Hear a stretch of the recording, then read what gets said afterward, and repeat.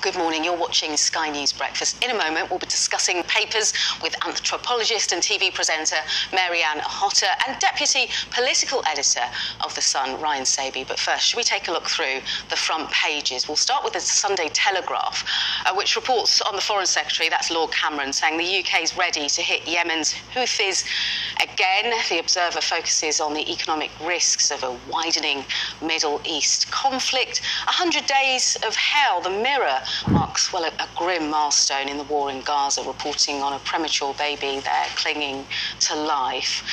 The Sunday Express writes about calls from an MP for post office chiefs to be sacked if found responsible for the Horizon scandal. According to the Sunday Times, Theresa May's government, well, they knew about IT concerns and still pushed through a CBE for former Post Office boss Paula Venables, and the Mail on Sunday splashes an exclusive with details about a man involved in a revolt on a British Airways flight in November.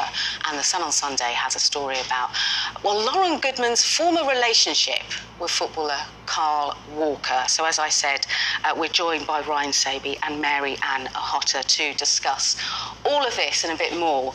But let's start then, shall we, with the Sunday Telegraph, because Mary-Anne, Lord Cameron, you know, detailing what's pretty obvious. If there are strikes in the Red Sea, prices here at home will increase. But those attacks, he's saying, will continue if they don't see any improvement, essentially. Yeah, I mean, it's the balance of the choice between action or inaction. This being described as a series of defensive actions rather than a kind of war-making, aggressive action. And of course, the line that the US and the UK are taking is that this is to defend navigational routes. This is about home security. The question of whether it actually benefits national citizens in the UK or indeed in the US for prices to rise because of instability of local shipping, of international shipping, of those global supply chains. But then, of course, the military risk and the risk of this just being the tipping point to a much wider, much more difficult, much more deep, profoundly damaging regional conflict that will, I think, at the point the Middle East blows up in literal and, you know, metaphorical terms, then we're looking at a world war situation. And, you know, if you wanted signs, Ryan, of that war in Gaza spreading, this is it to an extent. And we've seen that everyone's rallying around the Prime Minister. There are no backbenchers that are opposing this action so far. No, everyone seems to be, when I say everyone, we have obviously the Conservatives very much behind it. We have the Labour Party very much behind it. We do have some independent MPs. So Diane Abbott, she gave some reservations about that, and so did Jeremy Corbyn. But it seems not very surprising. Not surprising, but it does seem when the Prime Minister gives his statement to the House of Commons tomorrow, it seems like the vast majority of MPs will be behind him, and that's one of the reasons why he probably felt that he didn't need to have a parliamentary vote before he took that action. One of the reasons for not having that parliamentary vote, it takes the element of surprise of any sort of military action that you're going to carry out. But this is my problem with it. You know, none of us are in a position, fully versed on the intelligence, to kind of know whether, in truth, I'm against war, I'm all for peace, but would you, when presented with all the information that's available, which decision would you make? I don't know, because I haven't seen all the information. But the thing about not consulting Parliament, I think, is a red herring to say, well, you know, that the Houthis know that if they are attacking international shipping in the Red Sea, there may well be action. NATO have talked about it. All the big players, Russia and Iran, there has been this conversation. This hasn't come out of the blue, and if it had come out of the blue, then it would be an act of war, and it would be a war crime, of course, because you'd just be attacking the sovereign territory for no reason. Of course, and all the main players here, so we're talking the UK, the US, and let's be frank, Iran, they've said, look, we don't want war. But everyone seems to be, Ryan, skirting around the issue. Is that the way it's heading, do you think? I think in terms of, I think one thing that's quite interesting is the fact that a lot of countries, they don't want that full escalation. Now, the trouble is, you have the Houthis there, and in the action in the Red Sea, if they attack, a British military vessel, I think that's the problem. And you can see it suddenly out of nowhere, just really escalating, and I think that's a real problem. Well, the Observer focusing on that, the economic issues that might arise from food prices, inflation going up because of this, because it's unsustainable, essentially. That's right. You have the military action, and we see the pictures and the fallout of that. But how does it actually affect people in this country? So you have energy prices. It could lead to, with the rerouting of all the vessels and all the shipping going around the world, it could lead to higher inflation for longer. So there are real problems, and that just leads to higher prices on supermarket shelves. And then the knock-on effect of that, if there are those shocks, where does it leave with Jeremy Hunt with his budget? If he's only got a limited amount of headroom to play with in terms of tax cuts, if there are those big shocks, it also hems him in as well.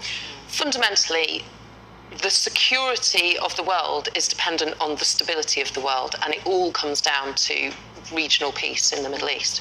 Well, you make a good point there, Mary-Anne, because the Mirror focusing on that grim milestone with a picture of a premature baby, as they say, clinging to life. Yeah, that's it. So 100 days of hell, as they describe it.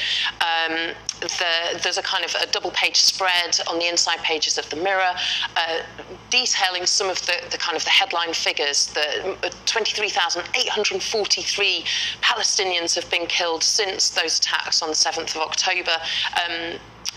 10,000 Palestinian children have been killed, 60,000 wounded, the number of Israelis killed by Hamas in those original attacks, the number of hostages that have been released. We still don't know exactly how many hostages are held and still alive.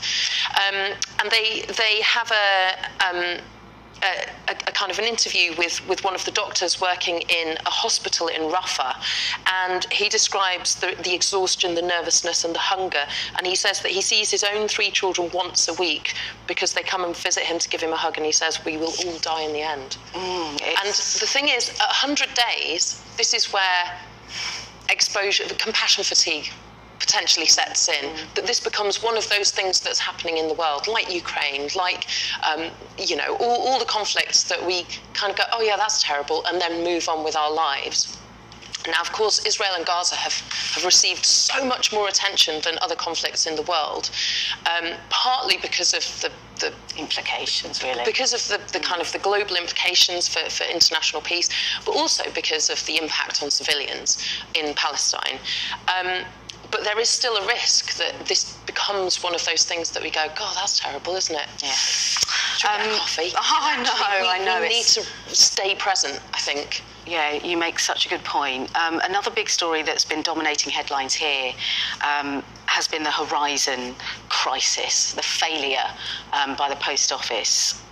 Some say government too, but the Sunday Express, focusing on how post office officials, potentially, if there's fault to be found, should pay the price, and that might be, Ryan, prison time. Yeah, that's right. Kevin Hollinrake, who's been the Post Office Minister for the last 18 months or so, he's not holding back here. He's really saying that if there has to be found any kind of fraud offences, these people should, whether it's a corporate prosecution against the Post Office or it actually affects individuals, that people should face the punishment. Yes. If it does affect individuals, that could well include time in prison, and he doesn't hold back.